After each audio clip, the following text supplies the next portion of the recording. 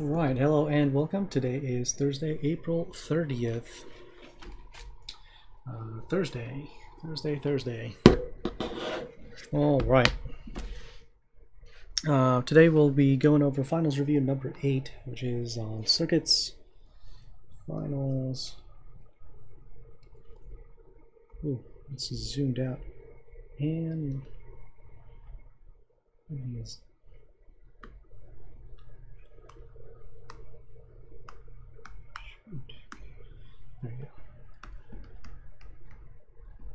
Finals review 8. Circuits.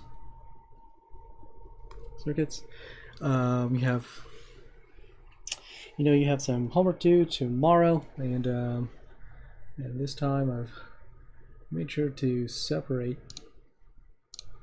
the stuff. So make sure you take a look at your Canvas. Your video thing is due tomorrow. Here is Canvas. Let's see. So for those of us due to special requests, there you go. So now you can definitely not miss it. So go here, video challenge 1, and then submit it, and that is due tomorrow. You will also have a quiz tomorrow, so brace yourself. Quiz. We need to make sure everyone's kind of stepping on the gas instead of slowing down. As you can see by the viewer numbers every day, people are taking it way too easy. As second-year college students, you guys should not take it easy just yet, at least. The quiz could be anything, really. Imagine imagine taking the AP test, right? So, and I'm not going to tell you if it's a mechanics or E&M. It's going to be either or both. Who knows? Maybe I'll combine both things into one question. So, quiz tomorrow.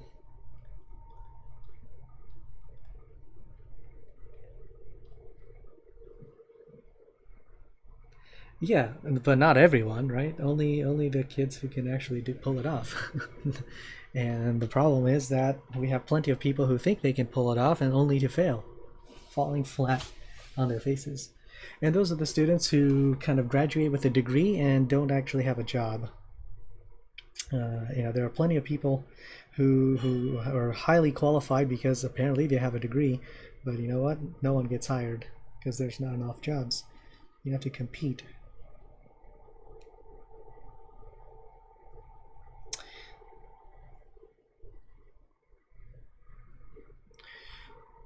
All right.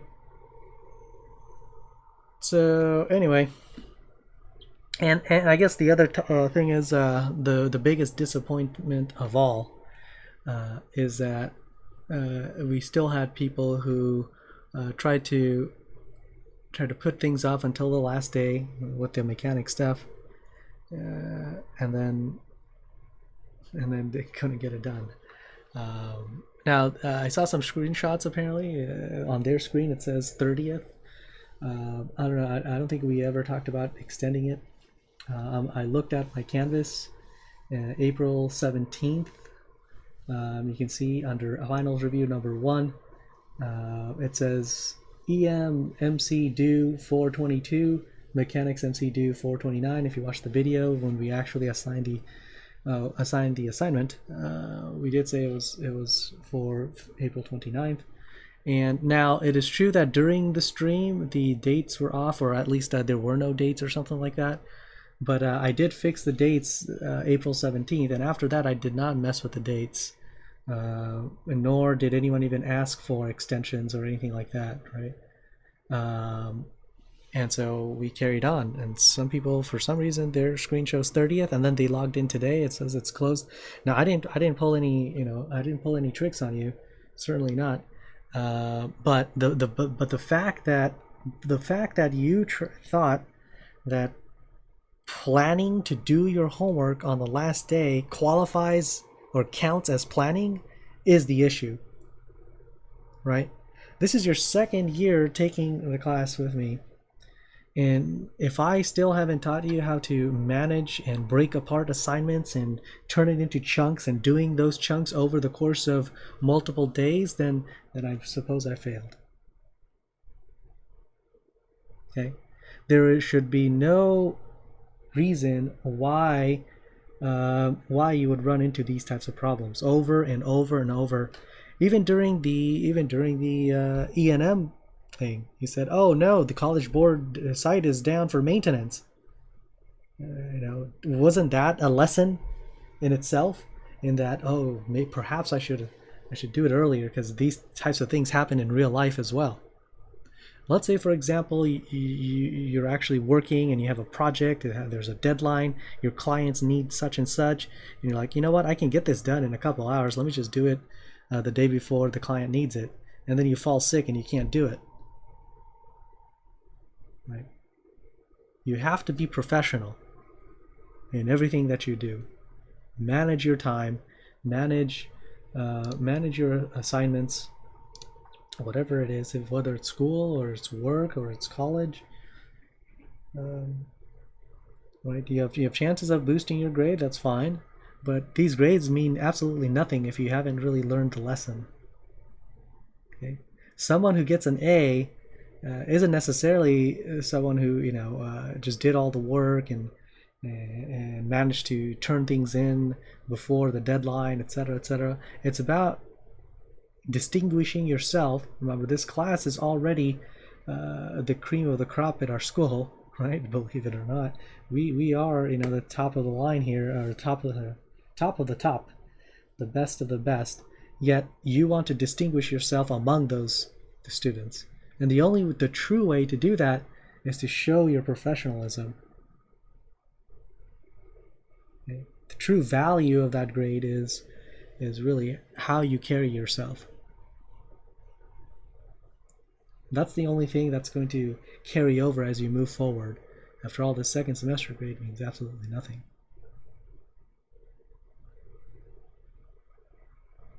Now, I don't want to discourage you from getting higher grades, but I want you to keep in mind what it all means. What are you training for? What is the true value?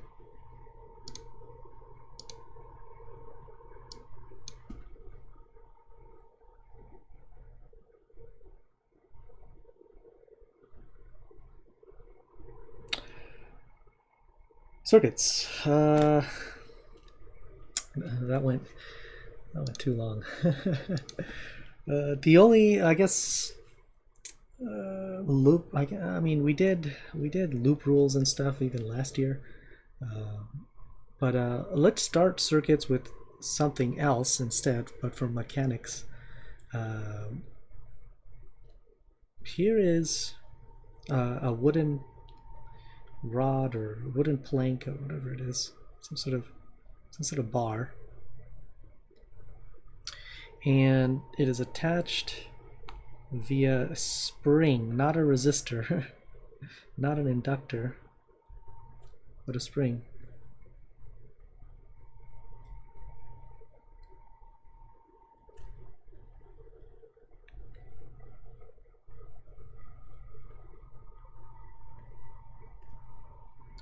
And it is 3D, so whatever. Let's say there's a spring, and the spring comes in K1, and then we have two springs, like so.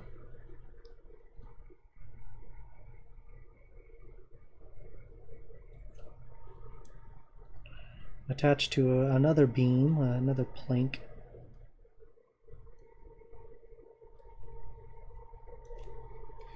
K2, K3, and finally we attach our known mass M.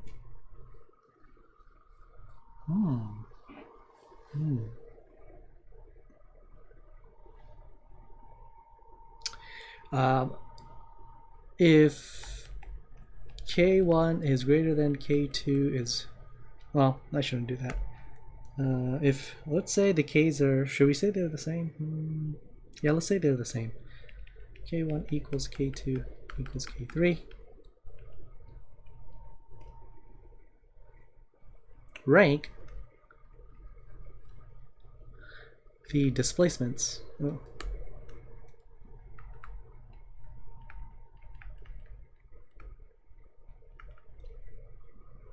The displacements x1, x2, or the magnitude. Here, I'll use absolute value. There you go. X2 and x3. Ooh. All right. If anyone is still here after my rant, go ahead and see if he can answer this.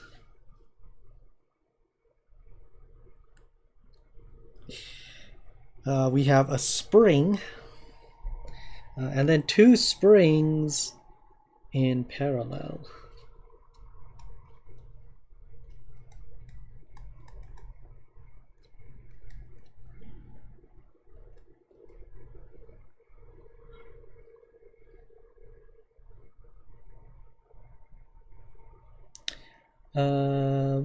X2 equals x3. All right. So based on, based on the fact that these two wooden planks are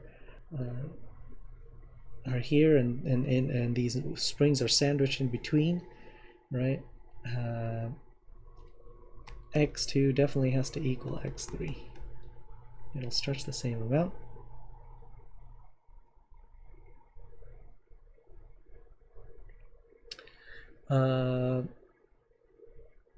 But K1 is kind of different. Well, how do we know that is right? Okay, what do we do for springs? Okay, Keck series. What do you do for Keck series?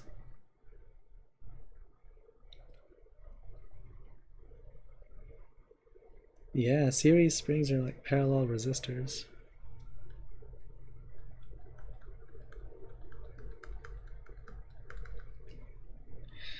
And then Keck parallel.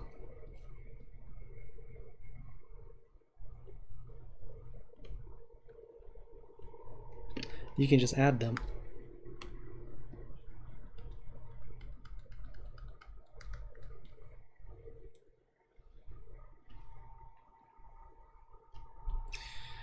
Right? And so if I did this, then K23, the combination of 2 and 3, is equal to K2 plus K3. And since they're the same, it's 2K.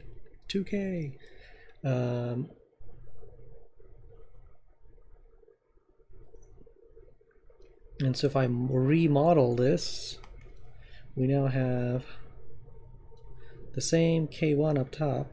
Ah, that's not a very good spring. Wooden plank. And then instead I will replace it with a new spring of a different value, the value of 2K.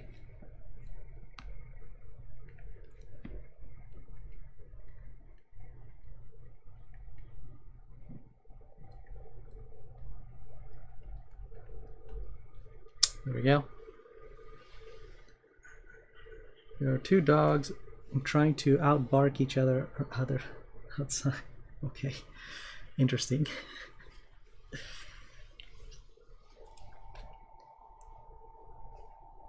Okay, so of course now these things are in series to each other, but of course, when they are, and you apply the force M onto them, right? The springs will stretch based on their K value, where the stiffer spring will stretch less and the smaller spring will stretch more. So was Ved correct? Yeah, Ved was correct. X1 greater than X2 equal to X3.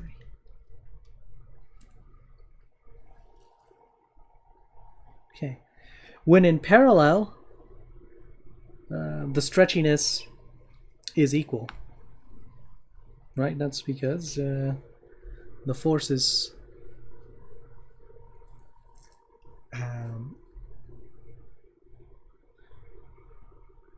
distributed, or sorry, I shouldn't say forces, but the springs are kind of stuck in between. And so when you raise one side of the plank here, you're raising both springs at the same time. So it should be obvious, it's BO.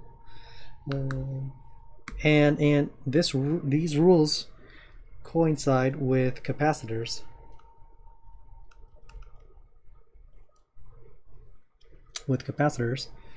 In that, recall Q equals CV,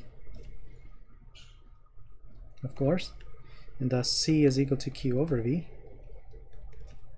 Now CEQ, series, capacitors in series, just like your springs, we'll add like parallel.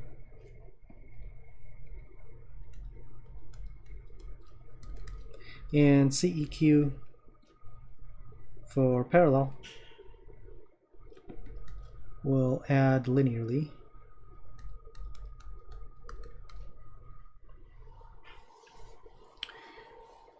Right. Other things to note: treat resistors. With resistors, you have V equals IR. Now V is not electric potential; it is voltage. So I'll use serifs. Serif. V equals IR. What was I going to say? Rec series add rec parallel, do the 1/overs. Okay. The current for your resistor, you want to swap that with charge for capacitors. So we know that in series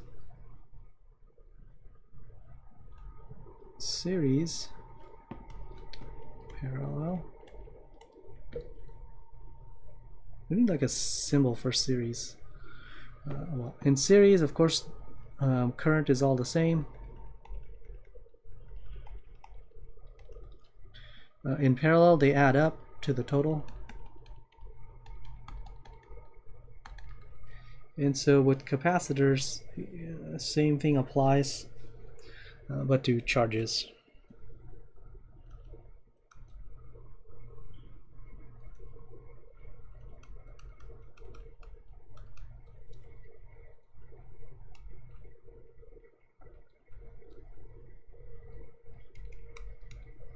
And with parallel, it adds up.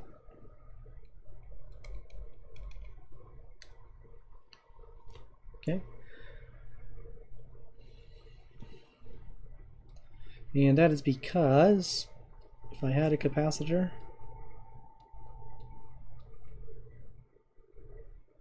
our charges only move a little bit. Remember drift velocity. And so when a charge moves over onto the plate, then another charge left the other plate.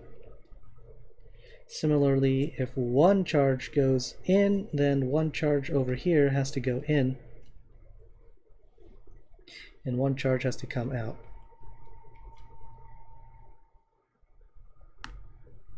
We do 1.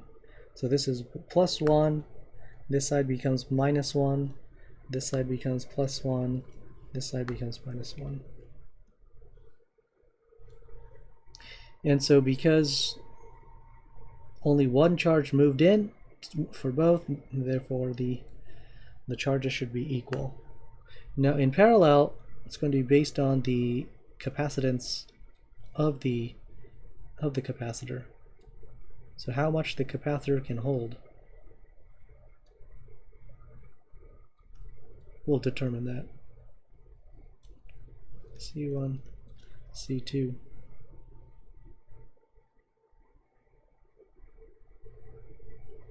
V is still the same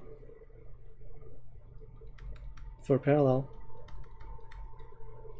So Q equals CV, and V is the same, so Q is directly proportional to C.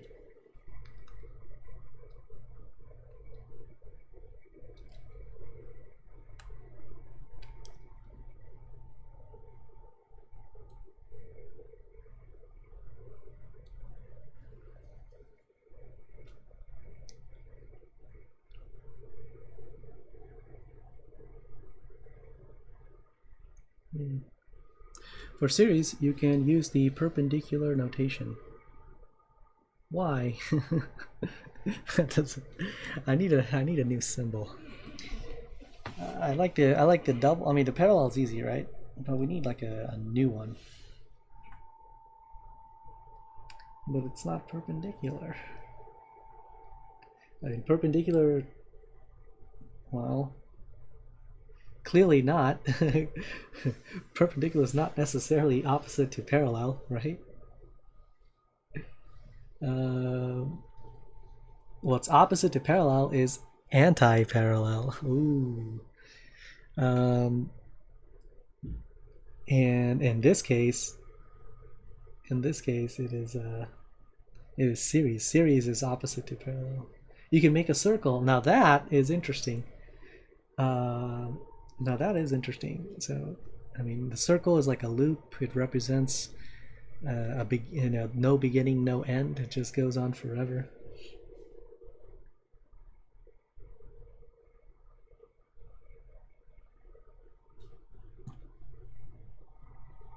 Invent a symbol and make a Z. Circle with a Z. There you go. Series. Series. So we'll just write it with a Z now.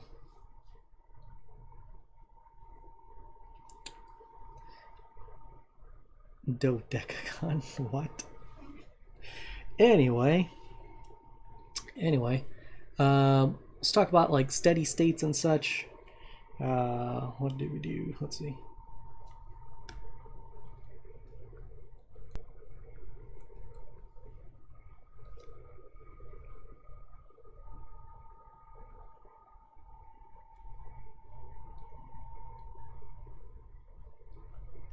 Ooh, this is interesting. Did we do this type of problem? Maybe. Here's a switch into the capacitor.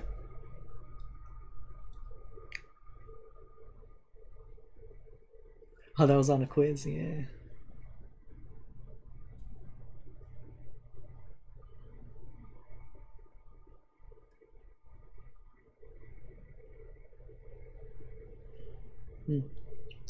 Well, anyway, let's go and close the switch and reach steady state. Close switch and reach steady state. Right. We'll just do some conceptuals because I don't think we'll be calculating very much stuff this AP test. If we reach steady state, then it goes on for a long time, and after a long time, what happens? After a long time, the charges start to fill up. Right, chat, what happens after a very long time?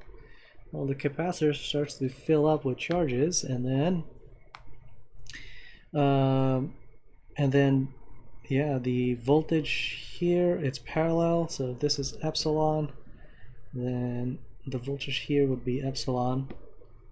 Okay, what happens to the the resistance of this thing? Well, after a long time, once it's fully charged, capacitors,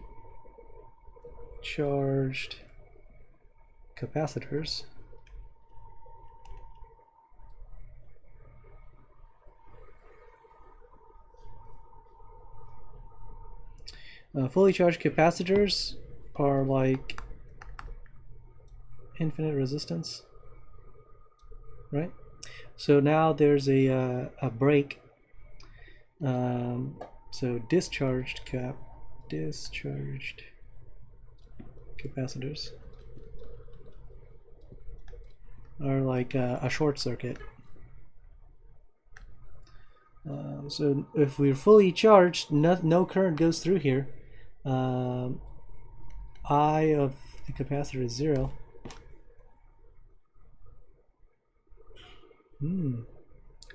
The I for it increases. No, the I for it actually decreases.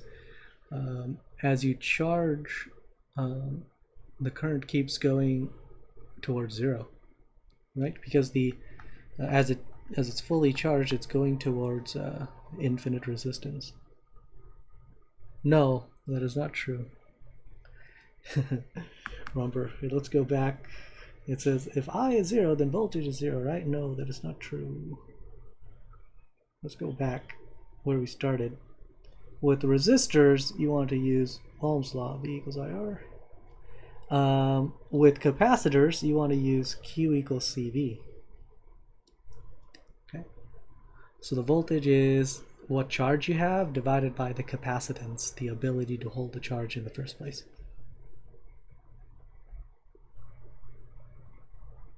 Okay. So think about it this way. The capacitor, look at the symbol itself. The capacitor symbol is 2 lines, and there's a gap between them, right? And when the charges go onto the plates here, a little bit, yeah. So my honors kids, just a tiny bit. Just how they learned Q equals CV. That's it. Oh, and they also learn energy, and we'll talk about energy in a second. Anyway, as I was saying, the symbol itself is 2 lines that are, then there's a gap between, and this gap between is important. It tells you that the charges don't actually move through, and they start collecting. And so because it starts collecting here, right, there's a potential difference between the 2 points. There's a potential difference, and that's what we call V. The potential difference is coming from the separation of charges, not necessarily, Ohm's law. I mean, otherwise you have 0 current times infinite resistance, and you have 0 times infinity, and you don't know where you end up.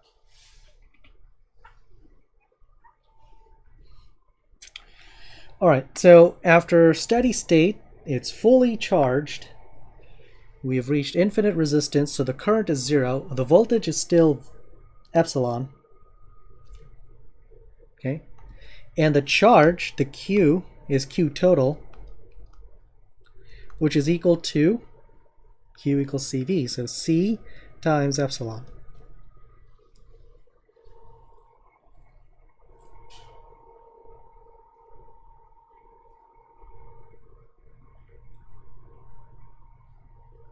Okay. Now what about this resistor here? So after steady state, only after steady state, all of the current goes through this resistor.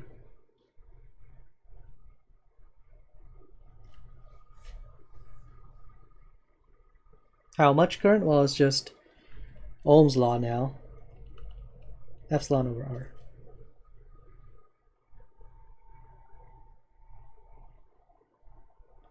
Now let's modify this. Let's modify this so there's a switch. A switch here.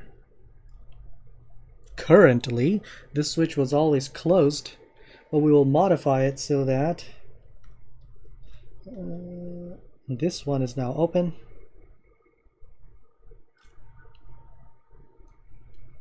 This one is definitely closed.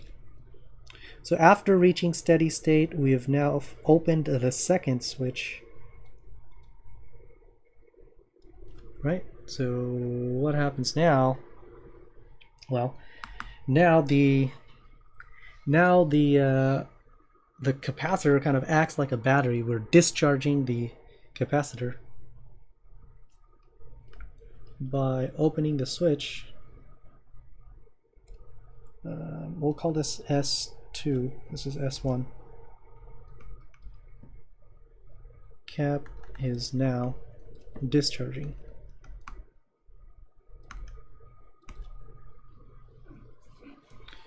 Keep it closed? What do you mean keep it closed? All right, so this is like getting a quick burst of charge from your capacitors. Your motherboards and your whatnot have many capacitors, so we charge it, keep it ready, and when we need it, we need to flood the system with some charges. Boom, we can do it by opening the floodgates. And here's question number one: which way does the current flow? Clockwise, counterclockwise, or not at all, I suppose. Which way does the current flow? The choices were clockwise, counterclockwise, or none of the above.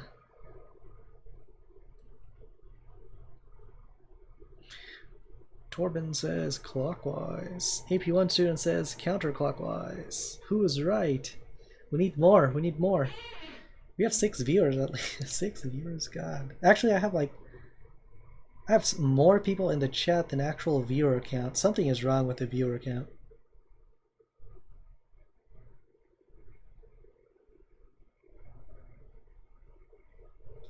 Little Hoister is in here. Lurks. Wait, top plate. Yeah, top plate is positive. So when it was charging, remember the current was coming down, so the top plate is positive. And so now that you've opened S2, current flows from positive to negative, so it's going to flow this way. Okay.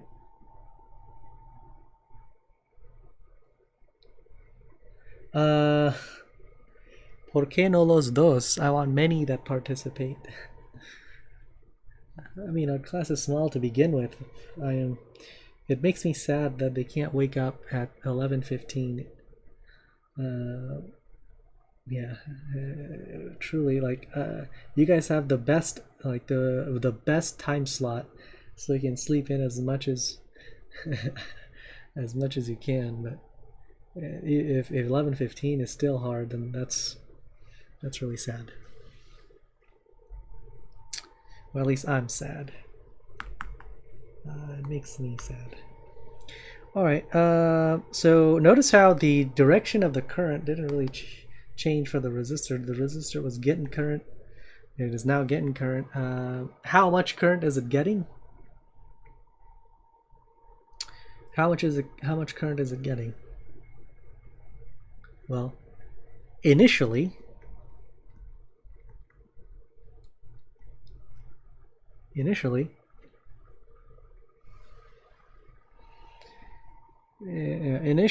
it was getting the total voltage over the resistance. So this is your I max.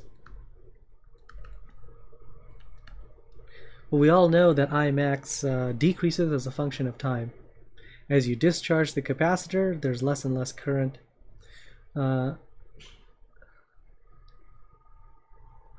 so how do we do this problem? Well, we can do loop rules and all sorts of stuff and solve for it, right?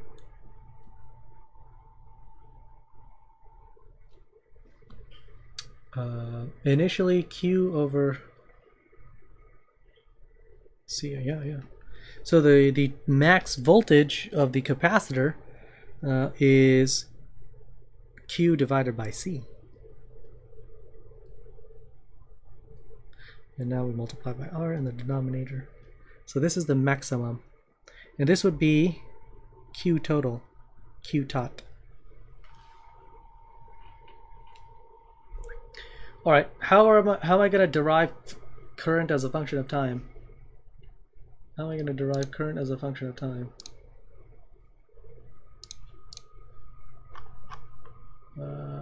check if I missed anything else. Junction rule, fuses. I'm skipping over all of the AP1 stuff, so make sure you take a look at AP1 stuff.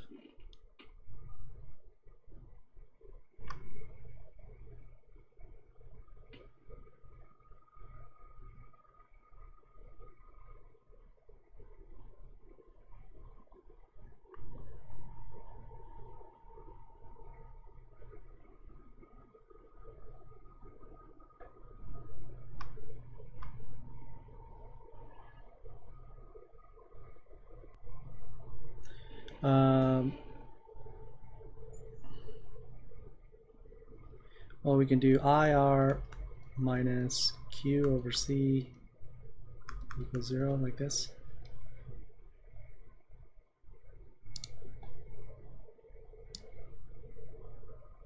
To charge both objects. What? Oh, yes. Kirchhoff's loop rules, rubbing your head against them. What? NyQuil. And I equals negative dq dt, because we are discharging.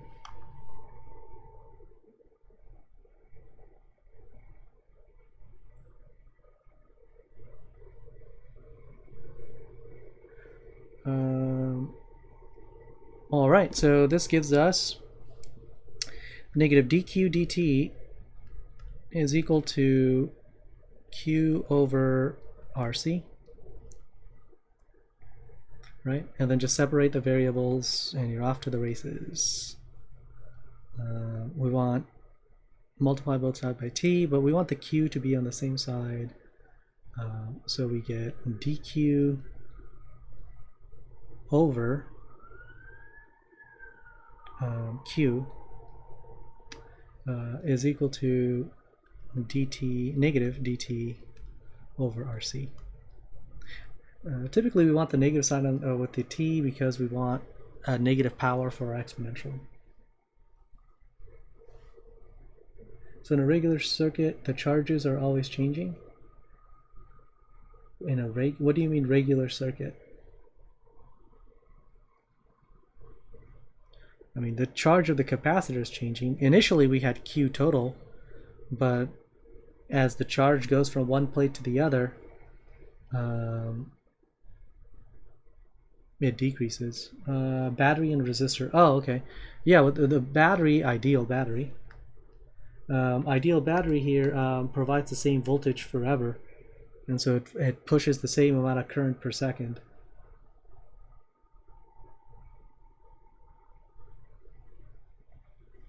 Now it is possible that as a battery a real battery, non-ideal battery, as it ages, it is not able to push the same amount. So during its later stages of life, it will decrease. That's why, you know, when you first measure a battery directly with a voltmeter, you get voltages. The resting voltage is higher than the normal voltage. That's another important topic to remember from AP1. The resting voltage of a battery is higher. But as it ages, of course, the resting voltage itself goes down. You know, if it's a AA battery, you know, you're measuring 1.6-ish or something like that. Now, if it's below 1.5, it's almost dead. If it's like 1.4, definitely dead. Don't use it. Well, I mean, technically it's not dead, but it's not enough to power anything. All right, after separating the variables, just integrate and then ISBO. The important stuff is the bounds. What are my bounds? What are my bounds? Purple game. 0 to Q. Close. Close.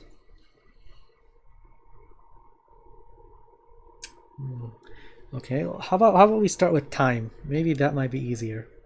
Okay, when do we start? Well, we're going to start from 0 time. Okay, and when do we end? At what time do we stop? Yeah, so we stop at t amount of time. T final, whatever t final is. Okay, we don't go out to infinity. We could never do that. We end it at some t later. Okay, now you ask yourself, so after you do the time, now you ask yourself, at 0 time, what was the charge of my capacitor? And what was the initial Q? CV, yeah. You can call it Q max or Q tot or Q max or CV, right? And at final time, after t amount of time, what is the charge of my capacitor?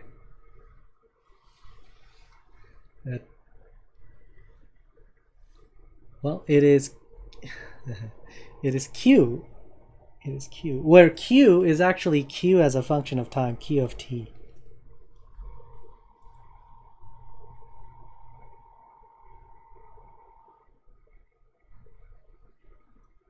It's Q, the variable Q, as a function of time. All right, so we get, you know, ln of Q from Q naught or Q total to Q of t, whatever Q final is. And on the right side we have negative t over RC, right? And from here we can do the subtraction. The subtraction is division, ln of Q total, Q final over Q initial is equal to negative t over RC. Then exponentiate and solve and blah blah blah, and there we have it. Q as a function of time is equal to Q naught times e to the negative t over RC.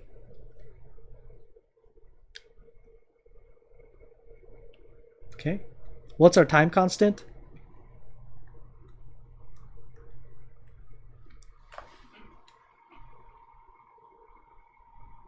RC is tau. Yes.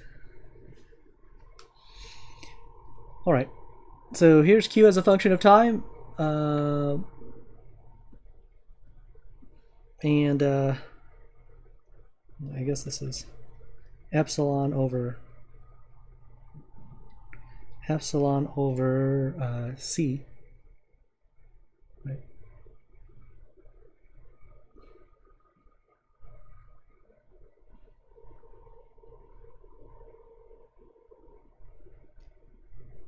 Nope. That's not right. Epsilon times C. There we go. Epsilon times C. E to the negative T over RC. All right. Q equals CV. So there's my maximum charge. Okay, now to find the current, we have to take the derivative. So take dq dt, I as a function of time, is equal to dq dt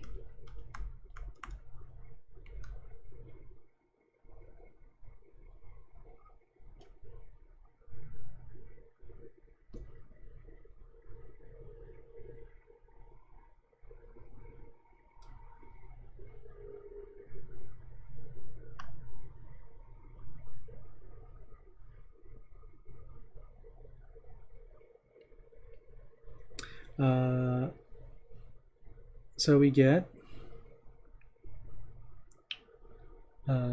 E over epsilon over R.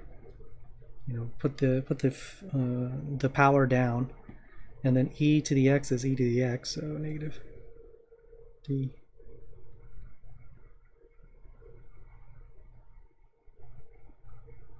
over RC. Yeah. Negative. Interesting. Oh, is this discharging?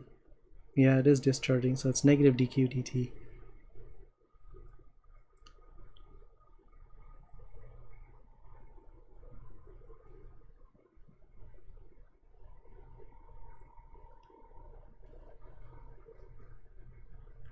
Well, I mean, it's interesting. You can call it.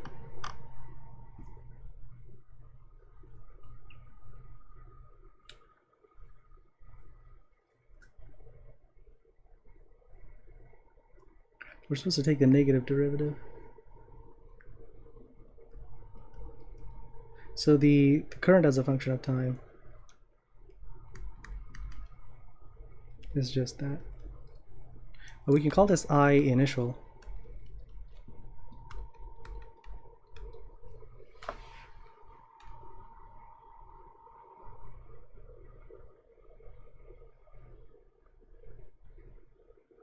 So the current in my system, I mean, we already established the direction of the current anyway, so this negative sign is kind of meaningless for us right now.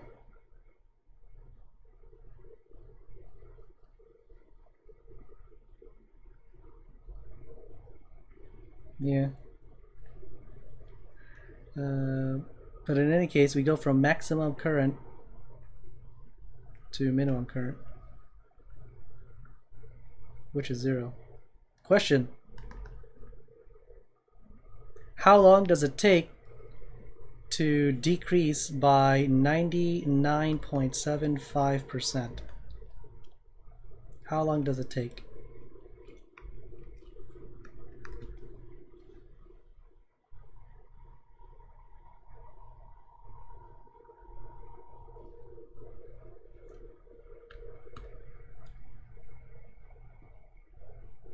At what time t is I equal to 0.9975? Oh, whoops. 0.0025 I initial. No, you can't just say a long time. You should be able to do this. Actually, we've done this.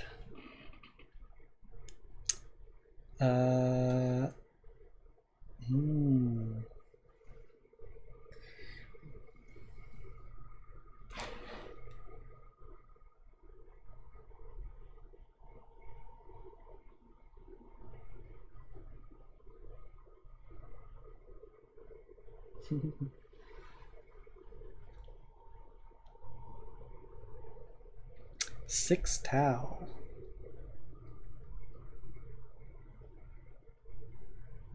There you go. Flashbanger gets it. 6 tau. 6 tau worth of time.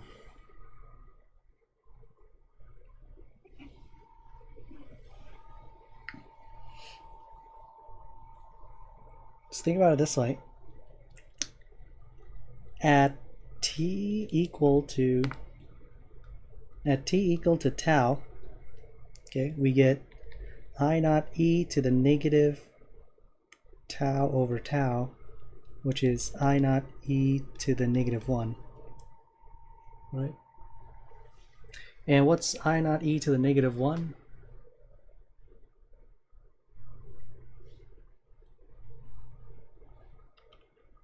Is it 66 or is it a little less, right? It's a little less than that. What's e to the negative 1?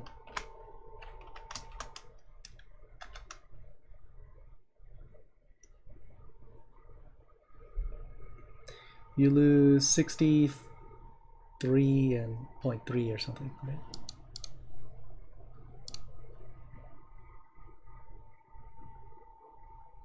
No. There you go. AP1 student got it. Did that in my head. Easy. Yeah, so you're down to 36.78%. Which is 36.7. We'll just do 79%.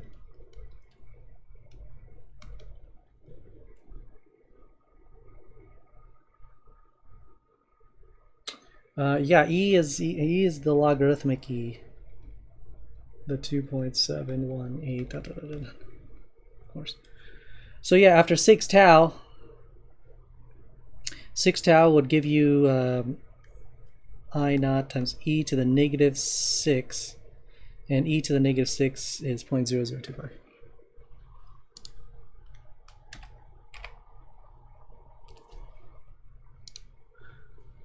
All right. Well,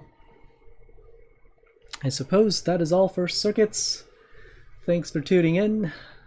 I'll see you next time.